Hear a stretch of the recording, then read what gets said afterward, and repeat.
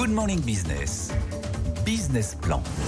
Et on va parler de l'état des télécoms en France avec Laure Delaraudière. Bonjour, vous êtes la présidente de l'ARCEP. Vous publiez le rapport annuel sur l'état des télécoms. C'est les données économiques du marché. Vous regardez aussi les prix sur les fixes et les mobiles sur l'année 2023. La première chose qu'on voit, c'est que les investissements baissent, certes, mais ils continuent de la part des opérateurs.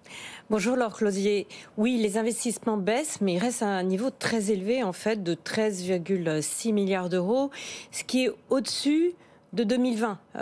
Et ce qui montre que les opérateurs continuent d'investir dans la construction et le déploiement des réseaux, notamment fixes et mobiles aussi. Alors les deux baissent. Le fixe, c'est assez normal parce que on arrive à la fin des déploiements du réseau fibre en France et donc c'est normal, le nombre de prises qui est réalisé chaque année maintenant baisse.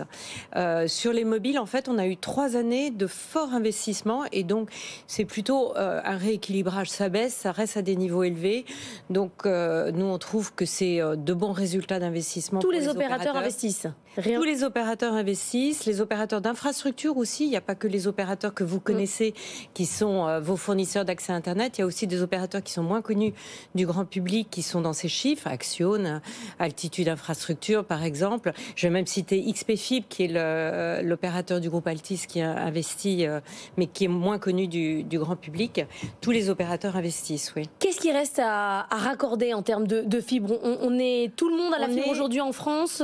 On est à 86%, fin 2023, 86% des locaux qui sont rendus raccordables à la fibre. C'est-à-dire que les gens peuvent demander, solliciter leur opérateur commercial pour pouvoir avoir un abonnement fibre.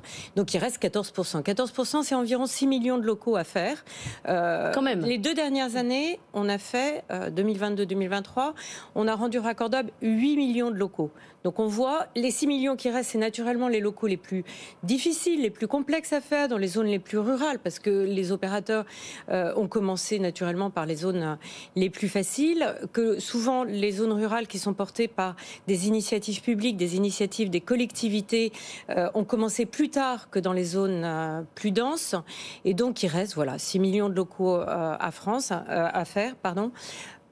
On a fait 8 millions les deux dernières années. C'est réalisable. Oui, on y est presque. Sur le marché mobile, c'est quoi votre lecture aujourd'hui? On voit des opérateurs qui perdent des abonnés. C'est le cas par exemple d'SFR. Dans quel cadre on est aujourd'hui?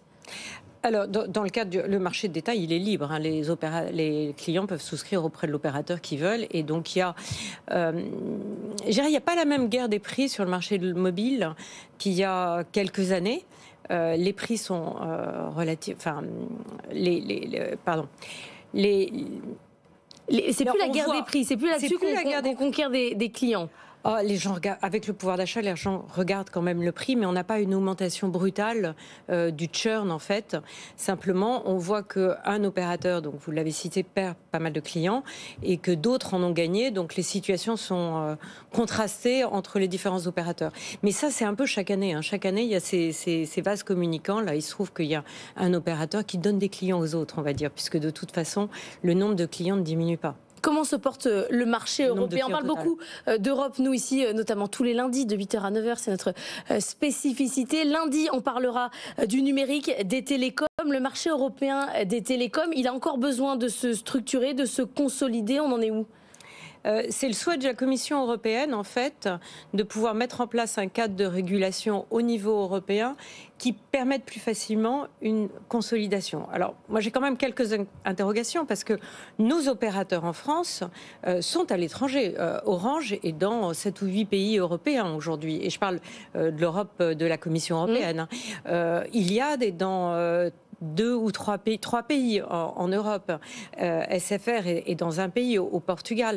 Enfin, Altis est dans un pays au Portugal. Donc, est-ce que ça les a empêchés d'avoir une certaine expansion au niveau européen? Non, le cadre actuel permet ça. Et en plus, qu'est-ce que ça apporterait comme synergie d'avoir des opérateurs pan-européens qu'est-ce que ça va leur apporter, puisque les marchés sont quand même des marchés très locaux. Donc, on va voir ce que fera la Commission européenne là-dessus. Moi, ce que je vois sur le marché français, et on voit les résultats, c'est que sur la partie marché télécom, je ne parle pas de la partie financement, mais marché télécom, nos opérateurs en France vont assez bien. Le marché, les résultats leur permettent de financer les investissements. On voit bien la part des investissements qui sont faits en France. Donc, il n'y a pas d'alerte sur le marché des télécoms.